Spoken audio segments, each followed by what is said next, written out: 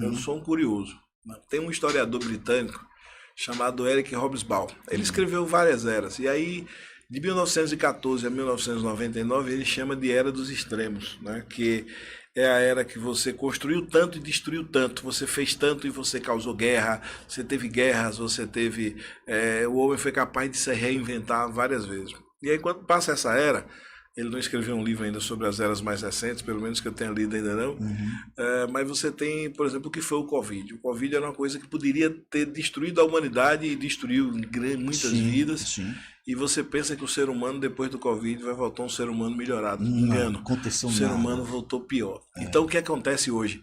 É que se você chamava de era dos extremos o que você construía e destruía, eu não sei como é que eu vou chamar essa era, que os extremos estão dentro de nós, são os nossos demônios. A política ela se polarizou ao ponto de virar inimizades, porque, por exemplo, quando você vê a eleição vou dizer o meu pai aqui agora, Sim. quando você vê a eleição de Donald Trump nos Estados Unidos, você percebe que o maior derrotado não foi a extrema esquerda ou a esquerda, foi a direita moderada. A direita moderada, como era o PSDB aqui do Uhum. Brasil, ela morreu.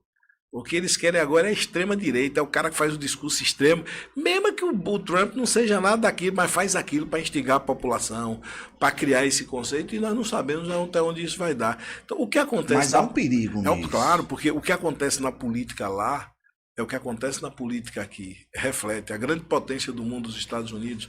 Porque, por exemplo, o que acontece na China você não vai saber, Uhum. o que acontece na Rússia você não vai saber. Você vê a Rússia, o presidente acabou de dizimar um opositor que estava preso para ser morto, que era o Navalny. O Exato. mundo toma um só o Navalny e morreu. Ele não morreu, ele foi assassinado Exato. dentro de uma prisão russa. É Exato. verdade, você precisa entender que aquilo ali foi o governo que fez.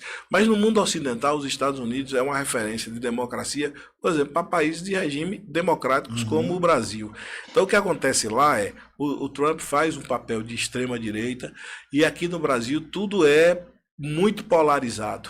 Então, nessa eleição de prefeito, você já começa a perceber isso. As pessoas elas não estão dispostas a discutir propostas, a construir projetos, elas não estão dispostas a construir nada na perspectiva de um futuro que possa mudar a vida das pessoas. Elas estão dispostas a eleger nomes e fenômenos que possam se contrapor dentro das suas ideias e um destruir o outro.